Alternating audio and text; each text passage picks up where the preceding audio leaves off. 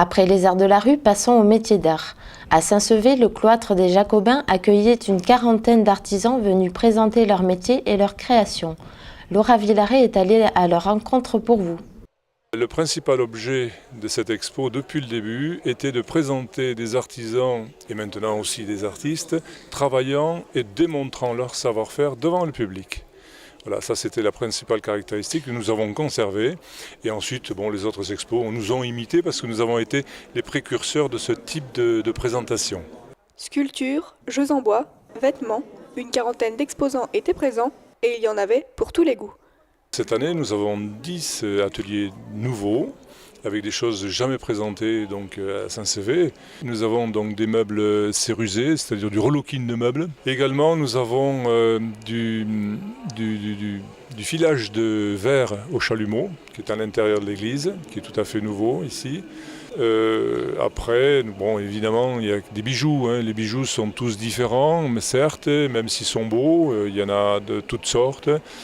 Nous avons alors quelque chose d'extraordinaire. Madame Guénon, qui nous vient du Val-de-Marne, qui peint des oiseaux et des animaux sur des plumes d'oiseaux et principalement des plumes de pigeons. J'ai effectivement commencé à peindre sur plumes avec des oiseaux parce que je trouve que le support est idéal. Et puis après, j'ai peu à peu ajouté des chats pour un petit clin d'œil humoristique. Et puis voilà, et puis je fais toutes sortes d'animaux, mais uniquement sur commande par contre. Les détails sont là et il faut vraiment, c'est vraiment très minutieux comme travail. C'est un peu comme un travail d'orfèvre et je n'ai pas droit à l'erreur car je ne peux pas rattraper. Si je me trompe, je ne peux pas rattraper. Le tournage, c'est un métier vieux comme le monde parce que les Égyptiens l'ont utilisé bien avant nous.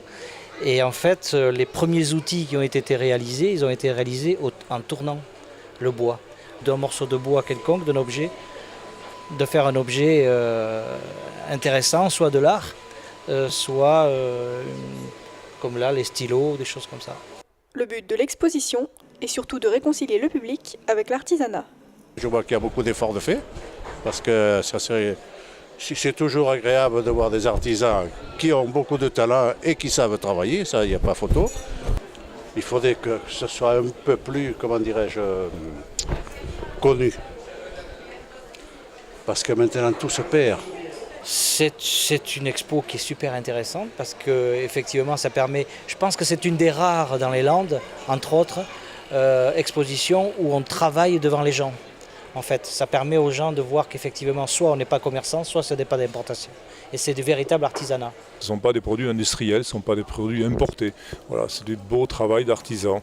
Donc j'avoue que beaucoup de gens nous félicitent parce qu'il y a de la qualité. Et c'est ça, c'est important pour nous d'avoir de la qualité.